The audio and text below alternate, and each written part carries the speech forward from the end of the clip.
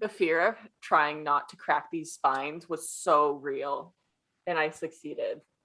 Dude, I bought Winter because for the longest time you could not find Winter in paperback, and Really? especially the old cover because it came out hardback first, and then like right after that they like never released the paperback. Mm-hmm. But then they finally had the paperback, so I found for a normal reasonable price the Winter paperback in the old cover. Ooh. So I bought it because I was like, I don't care what condition it is in because it was online. I was like, I'm gonna own this, so I have a complete set. Mm-hmm. And it came with the spine cracked, and I was like, it's okay, That's so it's sad. fine. It was so sad, but it reads just the same. There you have Funny enough. it.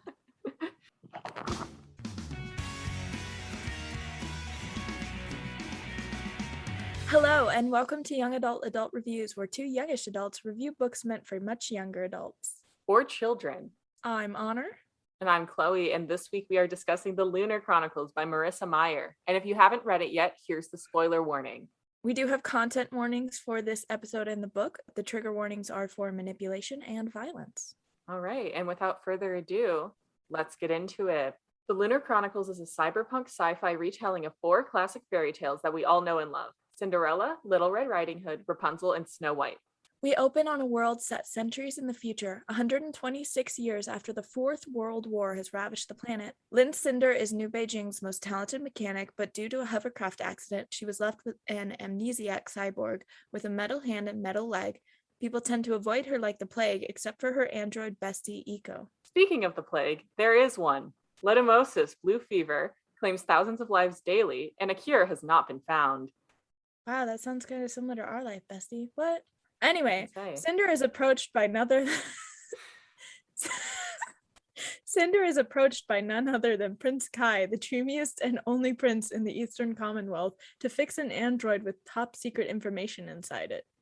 Meanwhile, Prince Kai's father is dying from the plague, and in the meantime, he has to entertain their lunar political guests.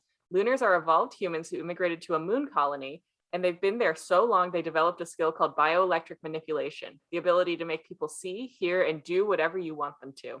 They kind of suck, and the worst of all of them is Queen Lavanna, who killed her sister and her niece, Princess Celine, when she was only 3. Cinder finds that she's immune to the plague, and Dr. Erland, the lead doctor in charge of finding a cure, tells her it's because she's lunar too. Crazy! Erland explains that she's never been able to use bioelectrics because she's a shell, an ungifted lunar who cannot be manipulated themselves. Hijinks ensue, and Kai becomes more taken with Cinder as she performs more work on his android. She finds a direct communication chip that puts her in contact with Queen Lavanna's lunar hacker. The hacker tells Cinder that Kai is in danger. Lavanna intends to marry Kai and then kill him for the throne. Cinder has to get to the ball. At the ball, Cinder has a showdown with Lavanna, and her cyborg brain allows her to overpower Lavanna's bioelectricity, and surprise, she gives a display of her own. Lavanna is furious, and Kai is forced to arrest her anyway. He's kind of grossed out with finding out about the whole cyborg lunar thing. Arlen finds Cinder in her cell and tells her that she is the lost Princess Celine, gives her a new hand and leg, and tells her to meet him in Africa. In book 2, Cinder prison breaks with new ally cadet Captain Carswell Thorne. But not before we meet Scarlet, a girl in France whose grandmother is missing, and the police are not taking it seriously. On one of her deliveries from her farm, Scarlet meets a mysterious and broodingly handsome man, a street fighter who goes by the name of Wolf. Wolf finds Scarlet at her family's farm, and Scarlet realizes that he has the same tattoo that her father, also kidnapped but returned, describes her grandmother's kidnappers having. She demands answers. Wolf says that he's defected from his gang, but he'll help Scarlet return to their base of operations in Paris. They have the quickest romance I have ever read, with time from meeting to kiss being less than 2 days. Meanwhile, Cinder and Thorne have boarded a stolen spacecraft and are vibing in space. Cinder does not want to go to Africa, so instead she goes to France, where Kai's android reported information on a Michelle Benoit taking care of Princess Celine. In a move surprising no one, Wolf double crosses Scarlet, and there's a very cool take on the whole Wolf is grandmother thing involving lunar bioelectrics. And Wolf is not from a gang at all, but rather he's a lunar special operative, Wolf mutant soldier. Crazy. Scarlet is imprisoned, and Wolf approaches her, saying that Luna is beginning their attack on Earth tonight. He gives Scarlet a key to her cell, and she's able to escape. Maybe he's not so bad after all. Cinder and Thorne have found a lab on Benoit Farms where Princess Celine had been suspended for 8 years while she was being healed. Thorn still does not realize that Cinder is Princess Celine somehow. Anyway, they go to Paris to trail Scarlet and ask her questions. The gang finally meets up and Cinder shoots Wolf with a tranq dart because she thinks he's going to attack Scarlet. In a battle with Wolf's thaumaturge, Cinder manages to control one soldier, and they all escape on the rampion into space. It was a crazy feat that Cinder was able to use her bioelectrics like that, Wolf tells her. He promises to help her train, and soon they might be able to start a revolution to return her to the rightful throne. In book 3, we return to the hacker from book 1. Her name is Cress, and she's being held on a satellite orbiting Earth against her will. Cinder and the others try to jailbreak her, but everything goes horribly wrong. The gang gets split up, with Thorn and Cress crashing down to Earth and landing in the Sahara, Scarlet being kidnapped to Luna, and Cinder and Wolf taking possession of a lunar pilot who appears to be on their side. Cress and Thorn share a beautiful slow burn romance as he goes blind and they fight for their survival. Cress, Wolf, and Jason, the pilot, go down to Africa to meet with Dr. Erlond. Scarlet gets tortured before being taken in as a pet by Princess Winter of Luna. The gang meets back up again, minus Scarlet, and they infiltrate the royal wedding and manage to kidnap Prince Kai. He's really sorry about being upset about the whole cyborg thing. I cannot take you seriously. You do that. As you shouldn't take me seriously. Kai is kind of happy to be out of that situation. He and Cinder smooch or whatever, and Cinder explains to Kai that he needs to convince Levana to hold the wedding on the moon. They need to bring the revolution to her. In book 4, we meet Princess Winter. She has gone insane from refusing to use her lunar gift. Jason, her personal guard, cares for her deeply, but it's a forbidden romance. Ooh. The Rampion crew manages to get on the moon, but as to be expected, most things go wrong. They end up getting split up almost immediately, with Cinder, Thorn, and Wolf ending up in a mining sector and meeting up with Wolf's mother. Cress is trapped in the palace, but is able to infiltrate the broadcasting system with the help of Jason and Winter. Levana is pissed at this turn of events and blames the civil unrest on the people loving Winter more than her. So she calls Jason to kill Winter and make it snappy. Jason helps Winter escape by faking her death, with Scarlet escaping her. Cress stays in the castle to do hacker shit. Anyway, the wedding happens, the coronation happens, but Cinder is planning a revolution in the outer sectors by helping the lower classes rise up. They siege the castle, reveal Levana's glamour. With only a dozen or so near-death experiences spread among the gang, they finally institute Cinder on the throne of Luna. Everyone gets their happily ever after. For real. The end. So what did you think about the book series, Bestie? This was your first time reading it. I am most impressed with my ability to make Winter, the longest book, the shortest summary. There was so much in there, and it was all very good. I really enjoyed reading this series for the first time. As you know, I read Cinder in one sitting. Came home from work that night, just didn't put it down. Super easy read. Totally not, because we were competing to see who was going to finish it that night, and you went to try to put it down, and I said, oh, I'm almost done, and you said, fuck, I gotta finish now. Literally, that's exactly what happened. I was like, oh, fuck, I guess I do only have like 150 pages left, and then I just didn't put it down, and it was fine. My least favorite book was probably Scarlet, just because, you know that Vine where it's like, what the fuck, is this allowed? Is this allowed? That's me with Wolf and Scarlet. Every single one of their interactions. And then Scarlet is like, stop. That's them. You just know there's some kinky stuff going on in there. I'm literally afraid of them. Stop it. Literally. No, but it's like, it's really cute. I think my favorite book was probably either Cress or Winter, because Winter was just like a culmination. And something that I really love that Marissa Meyer did with this series is that she has such a wonderful way of building it up and introducing these characters, because in the first book, of course, it's just Cinder and Kai. And then we have Cinder, Kai, Carswell, Scarlet, and Wolf. And then we build up to Cress and then kind of change the dynamics a little bit. And we add Jason in there for a hot second. And then finally we have Winter, who's like the final missing piece of the puzzle. And we are finally at peak Rampion crew moment. You know? Mm-hmm. I don't know. I love the characters. I love how she retold this. It was retold in such a way that at times I forgot it was a retelling of fairy tales. That's good. No, right. And then like, because if I didn't think about it too hard, I wouldn't see the twist coming. And then I did mention to you when I was reading Winter, it took me until after they had left the mining sector to make the connection to the Seven Dwarves. And I was like, oh, I'm dumb. I tried counting them though, and I'm pretty sure there's not 7 of them, which I also tried counting them. There's not 7. There's not 7. That's the only thing that I was like a little sad about, is there weren't 7 of them down there. But Because who was it? It was, first we had Winter, but we're not counting her. yeah, because she's Snow White. Yeah, because she's So then Snow White. we had Cinder and Eco and Wolf and Thorn and Scarlet. And well, she Ma. came later. And Mama Kesley. So that leaves 1. We needed 1 more. Cress was with them in spirit, I guess. She like appeared as a holograph for a hot sec. Well, yeah. And I don't think Jason didn't really come, so Jason was still in the palace. Yeah. So they were so close, but I think it would be funny to try to guess who's which dwarf. Cinder is grumpy for sure. Right? If Jason's not there, it's Cinder. Cinder's grumpy. Wolf would be broody. I feel like he's brooding. That's not a real dwarf, but like that's not a dwarf. Well, I feel like Eco is happy. Oh, for sure. For sure. Like, she just made the most of that. I feel like Doc would be Mama Kesley. Probably. She's kind of taking care of them all. Yeah, and like she dies, Doc dies. It kind of fits. Doc doesn't Thorn die. is dopey. Oh my God. Cinder's grumpy. Yeah. Wolf is angry. Angry? Was angry the name of a dwarf? Are we gonna spend this whole episode assigning dwarf names to people? No, I'm sorry. I'll stop. It's funny though, right? No, it is funny. I'm gonna give him Sneezy just because. That's a good one. With all those heightened wolf senses, I feel like allergy season sucks for him. Oh my God, especially after he became the ugly version. Sorry, Wolf. I didn't mean it. After Scarlet became a monster fucker, like for real. If Scarlet and Wolf was your favorite couple as a kid, you definitely like are a little bit into furries now. You definitely like tentacle porn and you fuck monsters now. You want to fuck monsters if Scarlet and Wolf was your favorite couple when you were a kid. Oh my God. I'm not joking.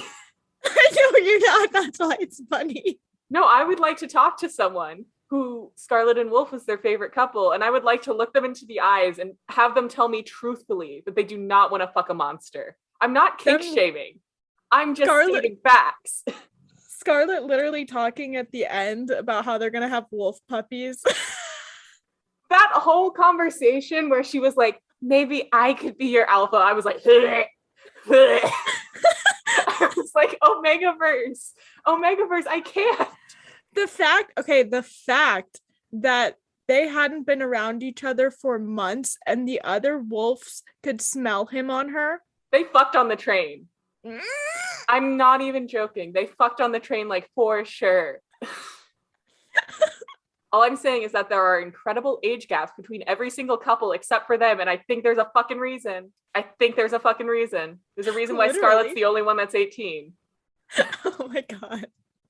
Anyway, how was the pacing of this book for you?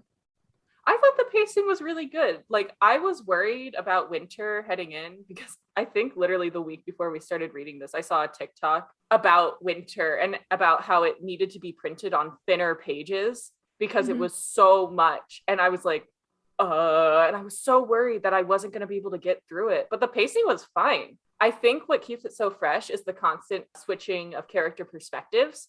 Mm-hmm. I think that definitely like shakes it up a little bit. And just when you think that you might put it down, you go back to this character that you haven't heard from in a minute and you're like, okay, let me read this chapter. And then you're like invested again. Mm-hmm. I think another thing that was really good about this, Cinder was Marissa's first book, I believe. Mm-hmm. And so the rest kind of came after as she learned more about writing, became more comfortable in her skills and editing and all of that. So you can see the progression of her writing as you go through the books. And I think because of that build up with the reader, it delves you farther into the series with the writing development. So I think that really helps with the pacing as well.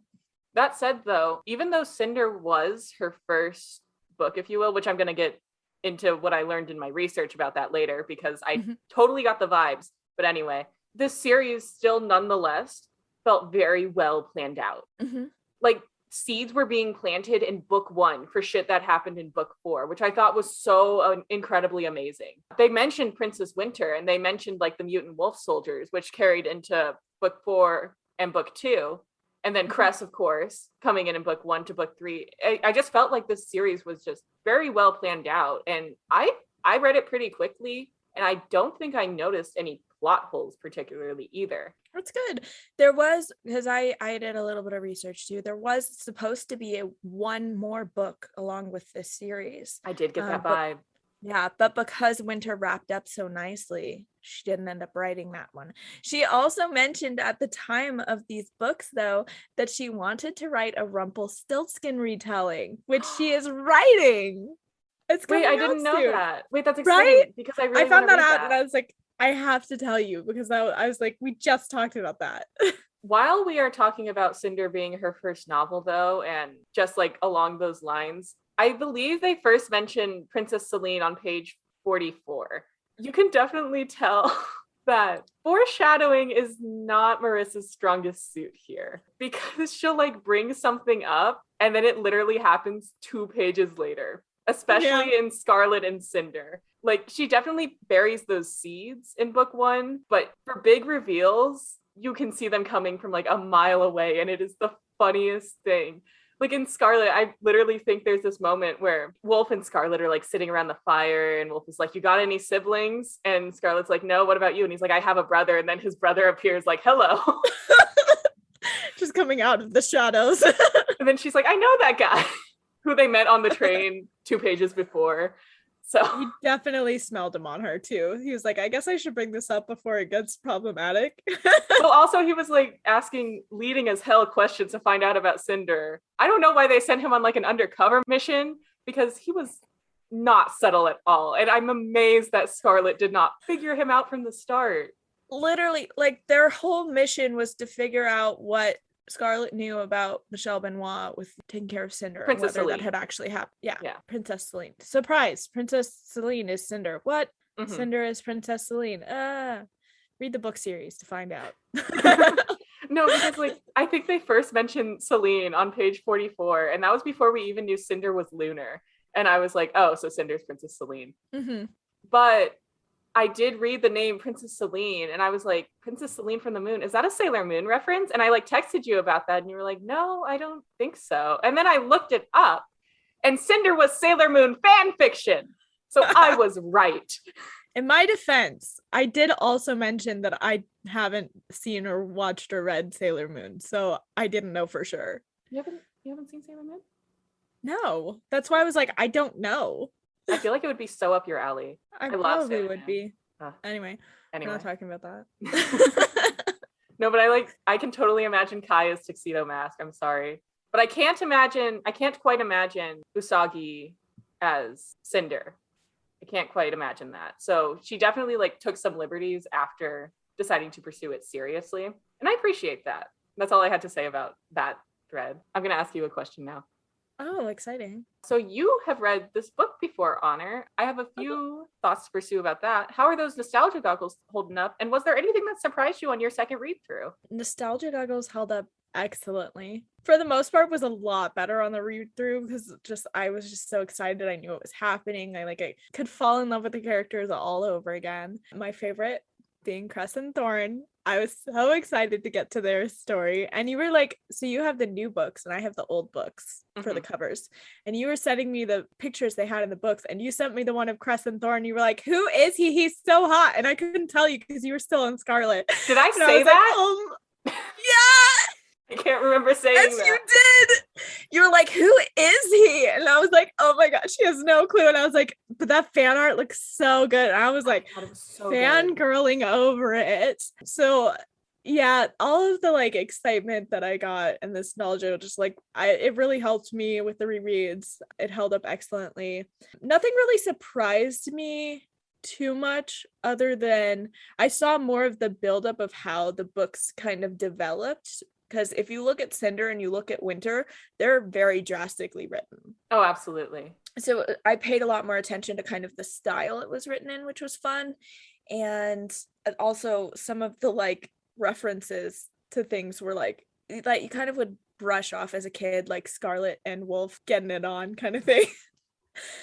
Not even that they necessarily did it during the story, which they probably did, but the fact they were sharing a room during Winter. Are you kidding me? At the end, And then The Ego fact walked that they in were right as going to. if Ego hadn't walked in, they would have fucked right then and there. Literally. But that's the whole thing, is like I brushed all of that off as a kid. I was like, oh, that's so cute. They're so romantic. And now I'm like, she's kinky. I was like, she's got a thing for beasts. No, and then okay, I did notice that Scarlet in general was kind of more sexualized than all of the other characters. And I don't know if that's just because canonically she's 18, but she's like getting groped on Luna. Ran, Wolf's brother, literally threatens to rape her. Mm-hmm. But then he like tries to qualify it. He's like, if I didn't think it was so disgusting, I'd have you right now just to see the look on my brother's face. And I was like, what the fuck?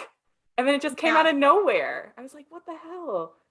But she went through a lot more than the other characters with oh my God, sexual references. Scarlet got fucked in Cress and Lunar, just getting kidnapped and then tortured and then kept in a cage. And then she got out of the cage and with her crazy friend, kind of. Winter was trying her best. Winter was doing all she knew how to do. We'll talk about Winter. And then she got out and then she like immediately got the plague. And then she finds out that her boyfriend went through this horrible body altering surgery and she's like ready to go back to the farm, which is like kind of cute, but literally all she wanted to do was go back to the farm and just live a normal life. And they were like, here's all the worst possible things that could happen in your life. And she was like, no, thank you. I would like my farm, please. She's like, I want my farm and my man, please. Also, but can we talk about Cress taking care of the farm money for her so that it would be there when she got back? Cress was like, I know you got kidnapped, but I'll do what I can. Right? Okay, I really wish that we got to see a Scarlet and Cress interaction. I know. Because before they were planning on jailbreaking Cress, Scarlet was like, okay, everyone be nice because she's probably not very socialized. And I was like so ready for that interaction. It just never happened. I was so sad about that. I think they would have bonded so well together. Thorn would have been like, It would have been so good. They would have made fun of him for sure. Right? The Missing Fingers Club with Cress. The Missing Fingers Club is like top tier comedy right there. I'm like, they're so funny. They're like, this sucks, but also kind of funny. Oh, we guess you can join Cinder. Like, technically you lost the whole hand, but I guess that includes fingers. Yeah, you can join.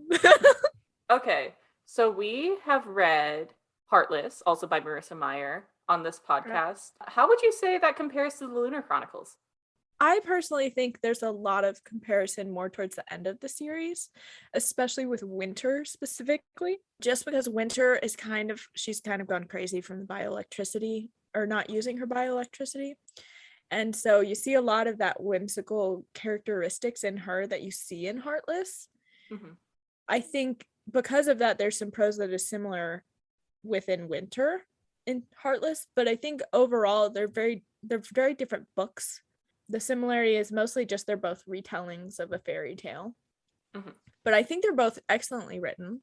They held up really well to each other. I feel like Cinder or Lunar Chronicles just has a lot more going on altogether, just because it's such a massive storyline and there's so many interacting characters and plot lines and things that Heartless doesn't really have because it's just a standalone book.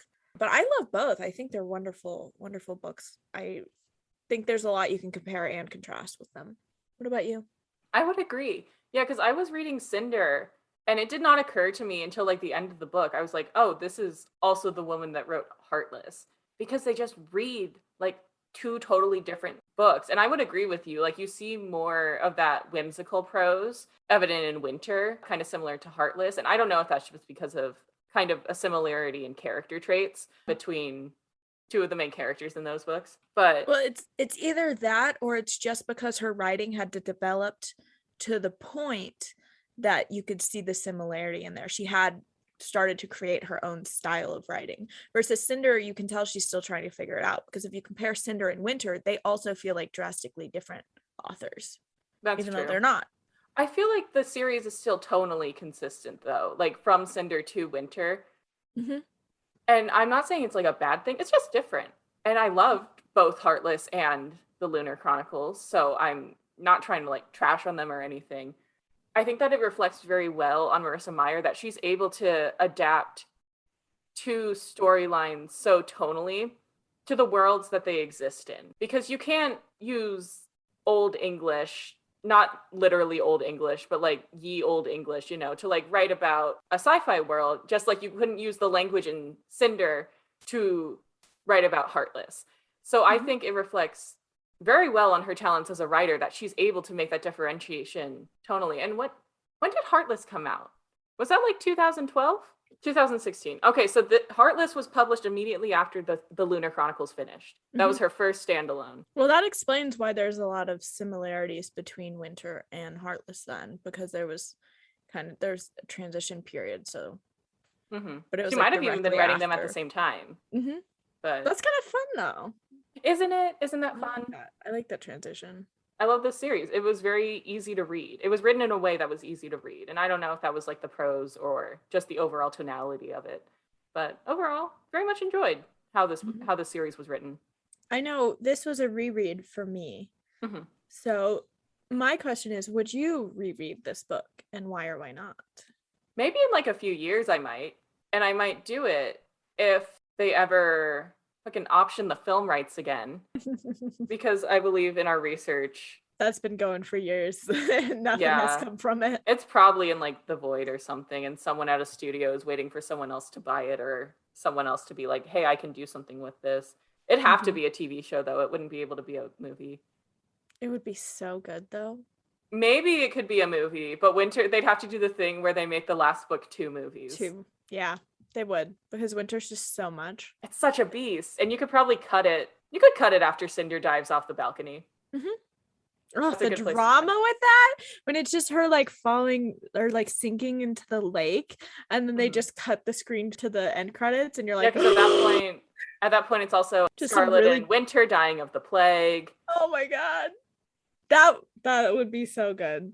Wouldn't it? Good. Listen, all I'm saying is that if this ever gets adapted in the near future, Erin Kellyman has to play Scarlet. Like, I'm literally going to riot if she does not play Scarlet, because she's perfect. She's perfect for the role. And she's such a talented actress too. I don't know. I just want to see her. Just slide into her DMs and be like, I picture you as this character from this book that you've probably never read. Thank you. Honor, I have a question for you. Who was your favorite character and why? Thorn. He is so wild card. It's so funny. He's so like out there. He doesn't care what's really happening. He's like, oh, you might think that I'm not a captain, but I am. And every interaction he has with every other character is so sarcastic and funny, and everyone's annoyed by him, but they love him to death. And Cinder's like, no, you're not a captain. Like, I can literally see that. And he's like, I'm a captain. I am. I am. Who said that? Who said I wasn't a captain? They're lying. Literally. And then he like flirts with anything that moves, and it's so funny. And everyone's like, can you not? And he's like, this is my signature trait. What do you want from me? He's like, this and stealing. It's all I got, man. Before I knew he was going to be a main player, I texted you this. I was like, why do I feel like Carswell's going to get like this side character arc where he's like the silly goofy guy and he's going to martyr himself heroically for something? And then you didn't respond to that, and I was like, I don't like that you're not responding. But then I read book 3 and I was like, oh, okay. So he's like, there were some choice things I did not respond to you about for good reason. I like Thorn too as a character. I'm gonna have to think about if he's my favorite character or not. But I just get sold every time. And the fact that the last book, the very last fight scene, it's him and Cinder and Lavanna all in the same room, and Lavanna's controlling him and about to like basically force him to jump over the ledge into the lake and drown, kind of thing. And Cinder's like, please don't do that. And he's like, what? I don't care. Do it. Make you jump. I don't give a shit. He's like literally joking about the whole thing. He's so casual and calm and collected about it. And Cinder's like, dude, you could die. She's like, if I back up a step, is Lavanna gonna be nice and let you move forward a step? And Lavanna's like, nah, bitch. I think the funniest part about that interaction was the part where Thorn was addressing Lavanna, and he was like, now let's think this through. Now you could ask me to jump, and she was like, jump. And he's like, whoa. And then she's like, goodbye. I like Thorne a lot, I think, because he is the morally gray villain. He is the Flynn Rider of this universe. Also, like, sweet about it too, because even though he has ambiguous legal morals, he still cares very deeply about his friends. And He does. he's just like, he's that character who's like kind of a flirt, but he loves everyone. He loves his friends and he will go to bat for them when he needs to. And I think that's what Cress was always seeing in him. I don't It necessarily was. think it's about like being noble and always having a reason to do shitty things. Like, not shitty things. Well, he did steal like priceless historical artifacts and deserted the American military, leaving his crew stranded on an island. And we never got a Eh, reason for that. We never did get a reason for that one. I'd like to hear your explanation for that, Carswell. doesn't matter. Doesn't matter. He's handsome. But I think that Cress always really admired that about him because she saw his loyalty among all else. And Mhm. that only magnified in the desert, of course, because she was like, I'm suffering right now, but I know that he must be suffering too. Mhm. And he's not saying anything about it, so I'm not going to say anything about it because I need to be strong for him just like how he's being strong for me. And I think that's what also makes the relationship so cute. We're going to ignore the fact that he's 20 and she's 16. We're going to ignore it. Yeah. But also, I really liked the fact that he, she had this idea of him before she even met him. And she's like, Mhm. I'm in love with you. And he's like, you don't really know me. And, he flirted with everything that he saw. But when it came to Crest, he was like, look, let's be realistic. Mhm. It's like, you really don't know me. I'm not as good of a guy as you think I am. But he was so sweet and careful to her about the whole thing. And he was like, I know you think you like me, but that's not real. And I'm going to make you see the truth. Because he could have just as easily taken that and used it against her. And he said, no, I'm going to make sure that this is a real thing. And I'm not going to do anything about it. Because he's not a scumbag. Because he's not a scumbag. Just because you are a bad guy does not mean you are a bad guy, you know? Morally light gray. No, okay, my favorite line from Cress, I think, was after they like reunite in Balafra or whatever. He has an escort droid with him that he bought for Eco's body. And Cinder's like, so what about this mistress of yours? And he's like, don't talk about Cress like that. And she's like, what? And then he's like, oh, the escort droid. Right. He has such good one-liners. Like, he carried the whole show, man. He single-handedly was the only comedic force Right? on the entire Rampian crew.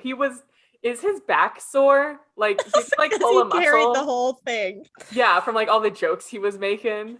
Like, everyone else was such a fucking downer. Wolf, He literally when he was separated from Scarlet, I was about to like throttle Wolf. I wanted to throttle Wolf. He was like, Scarlet, I miss her. And then like Jason got separated from Winter in book 4. Wolf became emo. Literally. No, but then Jason got separated from Winter in book 4 and Wolf was like, get over it. And it's like, fuck you, man. You were moping around for months. Yeah. Yep. And the whole part where he was like, oh, I'm not gonna kiss you, because she was like, I'm gonna die right now, I have a fever, because she probably never gotten sick in her life before. And he was like, you're not dying, I'm not gonna kiss you until you're actually dying. And she was like, you promise? And he was like, yeah, sure. And then they get to this scene in Winter. No, it's in was Cress. It Winter? In Cress. They get to this end scene in Cress, and there's this huge battle going on, and Cress is standing there behind Thorne, and Thorne's like, who's around us? What's going on? And she's trying to describe it to him, and he goes, oh shit. Okay. And then he turns around and just fucking gives her the kiss of life. Mm-hmm. And he's like, let's get to it, baby. Pow pow. And then in Winter, when she shoots his fingers off to prevent him from hurting Cinder, he's still like, nice aim, babe. Doing great. He's so proud of her. He's so supportive. She stopped him. And she's like, I just shot you. And he's like, I'm so proud. You did a great job. Carswell Thorne has bi-wife energy. He does. Oh my God, he does. He does. He's the best character to me. He's my favorite. Okay, I've talked way too long about that one. Who's your favorite character? No, I'm glad we did a little character study on Thorne. You know what? I'm going to go for the other side of the coin and say that my favorite character was Cress. Yeah, I'm going to say it. I'm going to say it's tied between Cress and Jason. I like Cress because I really like the way that she approaches the world that she has observed from afar from so long, and now she finally finds herself in the middle of it, not knowing what to do. And I think they have this really interesting way of like having her integrate into the world without infantilizing her, which I Mm-hmm. so appreciate, especially with the age gap between her and Thorne. That's like already kind of sketchy. I'm not gonna lie, it's sketchy. But I love her just like taking a breath and being like, I am an actress. I am an explorer. I am a criminal mastermind kind of thing. And she plays these characters to help get her through her life because she's a creative person. She expresses herself through her code, and that code is kind of, I would argue, it's like almost an artistic expression and extension of herself, especially in like Little Crest. But I just really like that the way that they had her exploring the world around her and like learning new things because she honestly didn't struggle too much with social integration except for the whole like talking to herself thing. But it was also kind of cute when Thorne was just like, you know what, Scarlet warned me this might happen. I just have to like take this with a grain of salt. And no one Right. like judges her too harshly for it, and they're very kind to her and patient, and she tries her best. And in the end she like turns into someone who like doesn't really think she's super capable, and she's not super confident in her own skin, and she's very hesitant about everything that she does, to someone who like crawls out of hiding because she knows she's going to be found eventually and starts waving a gun around, and she's like, listen up.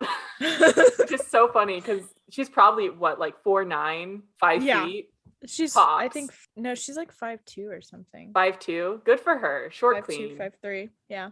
She's just this little ball of anxiety who manages to do great things. And I really appreciate her because I relate to the ball of anxiety part. And then my other favorite character, I would say, is Jason, which might be kind of a controversial take. But I really appreciate Jason because I think he's funny.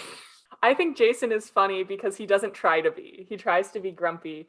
But also, this is going to segue into my next question. What's your favorite couple? It is so close of a tie for me between Winter and Jason and Thorne and Cress. I love Winter and Jason so much because I just really like the trope where he's grumpy to everyone else, but like a ball of sunshine to the person that he loves. And Mm-hmm. the way that he just like looks at Winter and talks to her and the way that they interact is like so cute. And I wish there could be more of them because I want that so badly. Because I just want to see their dynamics more. It's such a shame that they didn't come in as a couple until the last book because I didn't get to see anything about them. I don't know. That's just me. That's fair. I wasn't as huge of a fan of Jason, and that's just because he didn't have any belief in anyone besides Winter. And even then, it was still wasn't like fully there. Mm-hmm. So that just kind of threw me off a little because I love the grumpy and like happy trope. Like that's just great. That's a wonderful trope. But I don't know. There's something about the way he does it. It's done really well when you see it from Winter's perspective. But when he's away from Winter, he literally is just like, I don't give a shit. I'm not going to help you, even if it's something that could help her. I guess that's fair, but also I would like to argue the fact that he took Cress into his care and he's like, listen, Winter's my number one, but you are right underneath her. And he promises to protect Cress as well. Yeah, but he only did that because Winter like begged him to. Because if Winter hadn't done that, he'd have been like, I don't give two shits. Well, no, because here's the thing. I think that he admired how he was willing to sacrifice herself to help her friends. And he saw a little bit of himself in Cress because the whole thing, I think the scene where Cress really ingratiated herself to him was when he was telling her to run away with Winter and Scarlet. And she's like, listen, I would love to, but I know that I can't because I will be more useful here. And he's like, Mm-hmm. you realize that if you stay here, it's probably suicide, right? And she's like, that's a chance I'm willing to take. And I think that is the moment where Cress gained his respect. And Jason is kind of a hard person to get respect from, but once you have it, Yeah. you have it. I And think that's probably what I dislike the most is because like Cinder should have earned it, but he didn't give it to her. he didn't give it to her until a little bit later. He didn't give it to her until the very end. I guess that's fair. That's fair. And to even say. then he was like, Princess Winter, I don't give a fuck about you, Cinder. Which is fair because like Princess Winter is his girl, but it was still like, okay, sure. I'm mostly just mad about the whole he ditched them during the Kai situation, but whatever. That's the whole thing. Anyway, so my favorite couple is Thorne and Cress. Of course. Shocker. Yeah, the ages are really, really awkward right now, but I think Thorne is respectful enough that he's going to make everything wait until she's old enough and ready. In which case, if she's like 20, he's 24. It's not that weird. Yeah, it's not weird when you're 20 and 24. It's weird when you're 16 and 20. I feel like, and I'm going to imagine that he is very respectful and waits the entire time. And then they have their moment. They can have their moment in 2 years. Right? It's fine. Yeah, they're so cute. What else do you really appreciate about their dynamic? the whole fact that she was like, I'm in love with you. And he's like, no, you're not. You're really not. Let me explain why, first of all. And she's like, I still see the good in you, even though you're trying to tell me that you're not good. And then as they kind of, are going through the Sahara and all of those moments, they're kind of bonding together, even though they don't realize it. And when he loses her because she got kidnapped, Cress gets kidnapped so much. Literally, it's so funny. Or she just gets like separated and left behind. Or something. Yeah. So she like hides in a cabinet or something. And the fact that he was like, oh, wait a second. I need to go get her. I care about her. I'm supposed to be protecting her. And he doesn't want to like admit it to himself that there's more of a reason that he cares about her other than that he owes her something, because that's kind of what he seems to think in that moment. And just that it's the slow burn. It really is. The slow development between the two where they both start to figure it out, because there is a transition moment where her feelings stop being what she imagined and start being who he actually is, and you can start and to it was see better thoughts, and it was better because she saw the good and the bad and she said, I love it all. But because before she was only like, I see what you're doing good from what you're doing bad, and it's like, no, that's not how that works. And then he started to realize that, oh, maybe I like you too. And then they have the whole moments where they're like looking at each other and trying to figure out if the other one still has feelings, because they've realized that they have feelings for the other one but thinks the other one doesn't have that yet or anymore, or yada yada. It's so good. And then towards the end, where you see them go into the coronation, or was it the wedding? It was one of the two. It was the coronation. Yeah, they go into the coronation together, and she's like all dressed up and he's in there too, and they're going through the castle, and some of the Lunars approach him and they like use their bioelectricity to manipulate him into kissing one of them. Cress is all mad about it because she doesn't know that he likes her at this point, and he's like, well, they looked like you. I said I love you to you because that's who I was seeing. And she's like, hold up, what? Well, first of all, she was like, wait a minute, they look like me? And he was like, yes. And then she was like, you told them that you loved them. And he was like, about that. It was so good. That part made me so happy. That part scratched an itch. Okay, so like for me, it's like Thorn and Cress slow burn, or Jason and Winter childhood best friends forbidden romance. And it's just, I can't decide which one I like more, because something else that I really appreciate about Jason is that part of his character is like him closing himself off and trying not to feel anything. And I love that fucking trope when it's like, I'm not going to feel anything. And it's like, you're going to feel things. You're going to feel things anyway. She's like, I'm going to make it happen. Literally the scene that I always fall in love with those two is when he's standing out guard outside her door and he's like, we can't have any interactions. And she's like, oh, okay. So then she just grabs all her stuff and she sits down next to him and she starts doing stuff. And he's kind of like about it, like, fine, kind of thing. And he's like trying to ignore her and she just kind of leans on to him. And oh my God. And she's like, sorry, I didn't see you. Right? When she's so funny. Those interactions with them are so good. They're so cute. The scene where I fell in love with them was after he gets publicly flagellated, which sounds a lot dirtier than it actually is. He's still like chilling in his 40 hours of penance or whatever, and Winter comes up to him and he sees her coming and he just smiles and he says, hey, Treble. And I was like, sold. Right? I love that he was also like, you better not have fucking brought me food. He's like, I love and respect you, but I also know you'd still try it. He lets her see his little soft boy side, and it's so cute. Yeah, Kai and Cinder are okay. Scarlet and Wolf aren't it for me. It might be someone's. I don't want to yuck anyone's yum. It might be someone's yum, but it's my yuck personally. I love their support of each other, and in a little way, because I'm very much like, you should be independent in your relationship, but I love that they have a little bit of dependence on each other.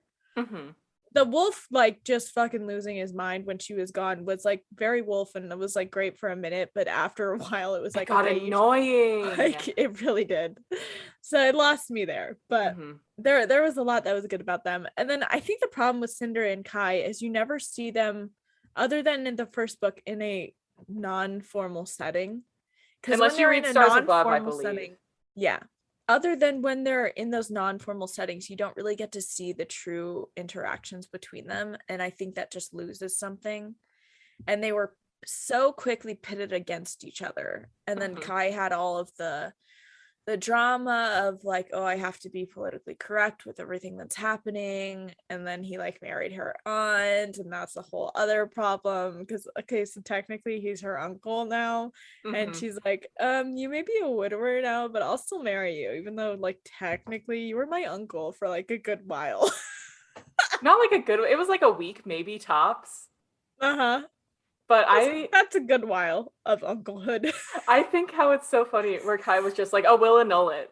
We'll annul that little mistake. And Cinder was like, little mistake. Right? I still think it's funnier though when the first time Kai met Princess Winter, and she was like, oh, you're gonna be my dad, my stepdad. And he was like, oh my God. Kai was like kind of blushing because everyone blushes because Winter's so pretty. And she's like, hi, stepdad. And he's like,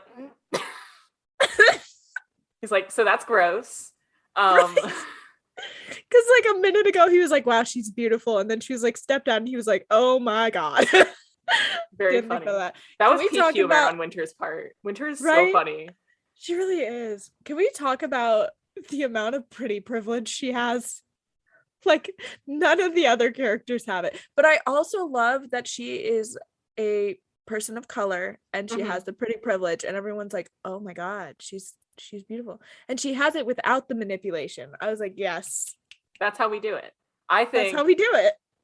No, and I don't know if this is canonical or not, but I do imagine Cinder as Asian, even though she technically came from like the European Union. And now she's living in. She technically came from Lunar. She technically came from Lunar, but like also like after that, the European Union, and then she went to New Beijing. But I do imagine her as Asian. And I think a lot of fan art depicts her that way as well, which I really appreciate because they're never too specific in Cinder's description specifically. I think it's like dark hair and dark eyes.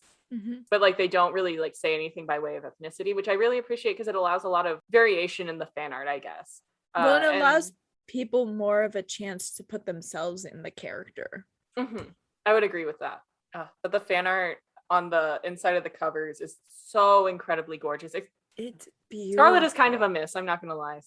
But everyone else, they were like jumping out of the train, but the framing's weird. I'm sorry. Like, I don't mean to talk garbage about it. He's jumping out of the train. I don't know. Scarlet looks weird and her fingers are all spindly. This one just like doesn't hit the same as Winter and Jason's. I don't think you sent me that one. I did, and you said Crescent Thorns is better still. Oh yeah, but that was a good scene because he's got the knife and yeah. Yeah, no, that one was really good. If you were to see any other retellings added into the series, which one would you like? Interestingly enough, I would like to see a Beauty and the Beast moment because Scarlet and Wolf kind of evolved into Beauty and the Beast. They did. It started as Little Red Riding Hood and it went from there. He went more beast than less beast. Yeah, it was I joked that it was like a Shrek moment. And then I believe in Stars Above, Marissa Meyer also has a story called The Little Android, which is retelling of The Little Mermaid. But I would argue that Iko is almost the little android in her own right because she's spending all this time. She's like, I'm practicing my sarcasm. I want to be human. And then she meets this guard who's like, kind of like, she thinks he's very pretty, but he's kind of a jerk. And I really hope. Absolutely disgusted by her. He was like, what are you? And she's like, well, that's rude. Literally, she's like, that's mean. It's her enemies to lovers origin story, and you cannot tell me I'm wrong. No, and that's why I wish there was I didn't know they were planning a 5th book. There are still threads that you can follow after Winter. And I would have really appreciated seeing those because Iko and Kinney could have been a thing. The journey of making Luna into a democratic republic or whatever Cinder wanted to do with it, them like reuniting at the ball. I don't know exactly what the conflict would be, so maybe that's where like it got all hung up, but I want to see more of the characters. You know? Right? I want to see what are they up to? What are they doing? More mini stories. Yeah, which I guess is just Stars Above, but I want more Stars Above. But I haven't read Stars Above yet, but I want to. You could easily have a series still in this world that has all of our main characters as now like side characters and create a whole new drama conflict for a new set of fairy tales.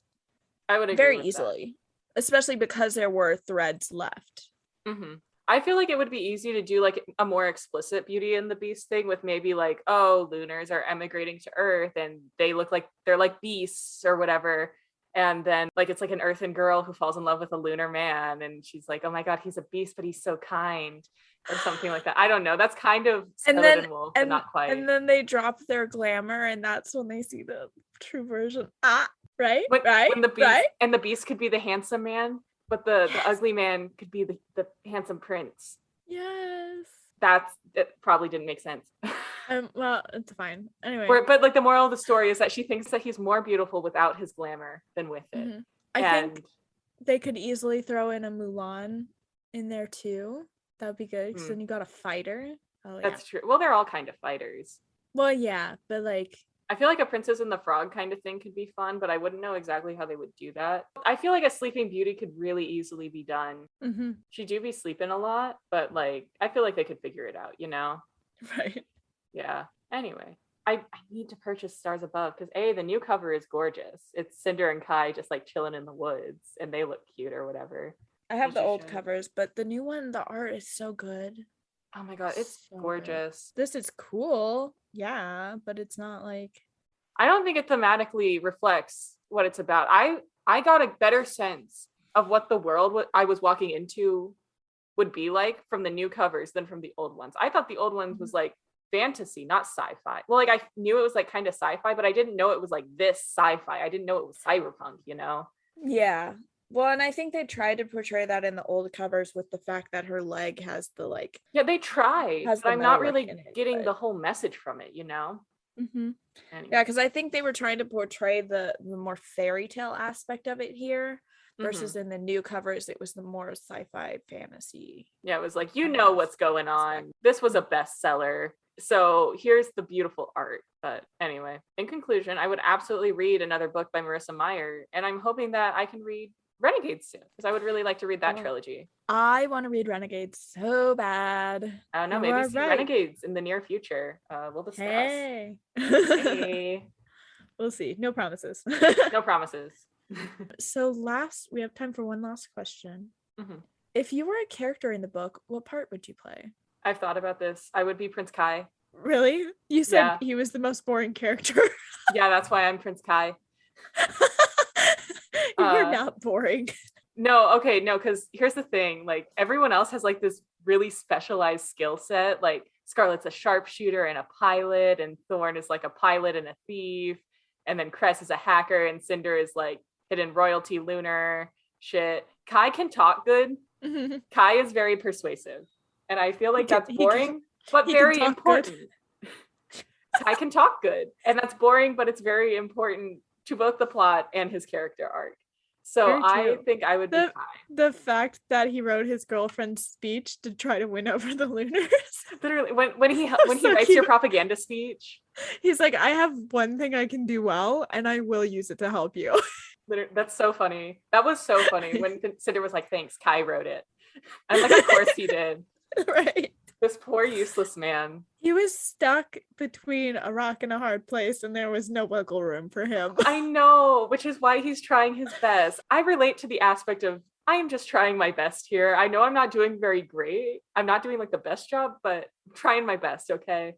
And that's why I think I'm like Kai. The amount of times he gave like a fuck you through just his actions were so funny. His amount of diplomatic fuck yous were very funny. And I wish we got more Kai and Thor in action because they kind of like low-key hated each other, but they were funny. So funny together. They were funny about it. Do you want my input on who I think you would be before you answer? Sure. You remind me of Cress. Really? Yes. Why do I remind you of Cress? I'm not saying it's the homeschool. Oh my God. But okay, no, you just remind me of Cress just in the way that she approaches the world, and also just the fact that she kind of grew up a little isolated, like not to like beef on your upbringing, but this is coming out worse than I meant to say it. The fact that I romantically idolize the idea of men and not men themselves. No, absolutely. And you're waiting for someone to come and like fulfill all your expectations and more and sweep you off your feet in like a whirlwind romance, just like the dramas. That is you to a T. And I'm sorry for roasting you, but I cannot tell a lie to my bestie. Is that why I like Thorn and Cress so much? Bestie, the thought crossed my mind. I think you might be projecting. I'm sorry to break it to you. I hope you get your Captain Thorn someday, Bestie. You and me both. Also, the fact that she always called him captain, even though she had to know damn well he was not a captain. Oh, she knew he was a cadet, but she was like, hey, Captain. And then the holo card key being Captain is King. Right? The same key that they use on this ship. And Thorn being like, right. Good times. Good times. Anyway, with that, I believe we should move on to ratings. How would you rate this book, Bestie?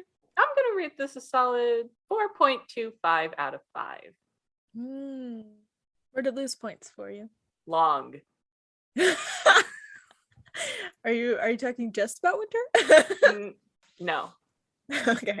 I am going to say, oh no, I have another word to add. There are 2 words for why this book loses points. Long and Scarlet. Rough. Not to like roast Scarlet. It wasn't a bad book. The romance is like a huge part of this series, and just having such a weird romance as like a central focus point of the second book just had me go, you know? I was like, about it. But other than that, very much enjoyed it. There were some parts where it dragged in winter, I think, but it's hard not to, because I think winter is like 200,000 words, which is incredible, but also very long. They had all the lulls, but so they could build everything up, man. I know there were like a few stories within winter, which I'm not complaining about. I think it was very well written. I just couldn't hold my attention for necessarily the whole thing. But other than that, very solid series, very solid books. Thoroughly enjoyed it. 4.25. Nice. Who would you recommend it to?